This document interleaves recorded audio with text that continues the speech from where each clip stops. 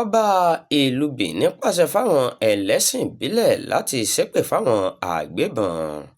kábíyèsí aláyélúwà aláṣẹ kejì òrìṣà ọba ìlú benin ọba ẹ̀múwárẹ̀ kejì ti pàṣẹ fún àwọn oníṣẹ̀ṣe káàkiri agbègbè ẹkùn ìwọ̀ oòrùn ẹdó láti lo agbára àdúrà àti iṣẹ́ ìbílẹ̀ láti fi ṣépè fáwọn ajínigbé, àwọn olè àti àwọn tó ń wa ọ̀daràn mìíràn. ọba náà sọ èyí lásìkò ìpàdé kan pẹ̀lú àwọn babaláwo, àwọn àgbà ẹ̀sìn ìbílẹ̀ lọ́kùnrin àti obìnrin ní ààfin rẹ̀ nílùú benin nípínlẹ̀ edo. ọba náà ṣàlàyé pé àṣẹ yìí wá láti ọ̀dọ̀ olódùmarè àti àwọn baba ńlá rẹ̀ nítorí bí ọ̀rọ̀ ààbò ṣe ń burú sí i ní orílẹ̀-èdè nàìjíríà àti pé ilé ọba àti àwọn àṣà ìbílẹ̀ gbọ́dọ̀ ṣe ìrànlọ́wọ́ fún ìjọba láti kojú àwọn ìṣòro náà.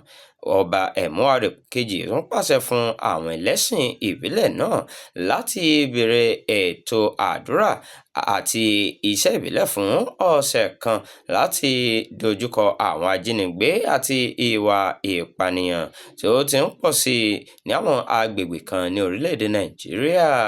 ó ní ètò náà yóò parí ní agogo 6 àárọ̀ ọjọ́ kejì oṣù keje ọdún 2026 ní ààfin ọ̀hún, níbi tí wọn yóò ti fi èpè báwọn ènìyàn burúkú àti gbogbo àwọn tó ń ṣe ìrànlọ́wọ́ fún wọn jà. ó tún fi dá wọn ènìyàn lójú pé ọlọ́run àti àwọn babalá rẹ̀ kò ní jẹ́ kí àwọn ènìyàn búburú ṣẹ́gun ní èyíkéyìí agbègbè orílẹ̀-èdè yìí. gẹ́gẹ́ bí ọba náà ṣe sọ, ìpè yìí wá láti ọ̀dọ̀ àwọn baba ńlá wa. èyí ni a fẹ́ kí gbogbo àwọn ọmọ ẹ̀dó nílé àti nílé òkèèrè gbọ́. àwọn ọ̀daràn náà mọ̀ pé ọlọ́run olódùmarè àti àwọn bàbá wa kò ní jẹ́ kí iṣẹ́ ibi wọn borí nípínlẹ̀ edo.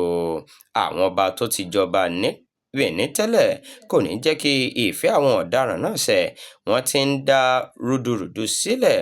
ó tó àkókò kí wọ́n sí ọwọ́ iṣẹ́ báyìí. nígbà tó ń bá àwọn ẹlẹ́sìn ìbílẹ̀ náà sọ̀rọ̀, Osuagbovo Ọ̀sánwòye Ekenova ìlú benin tún fi agbára sí ọ̀rọ̀ ọba ẹ̀múwárẹ̀ kejì. ó gba àwọn ìṣẹ̀ṣe níyànjú láti má ṣe fi gbà kankan túra sílẹ̀ nínú ìrúbọ wọn.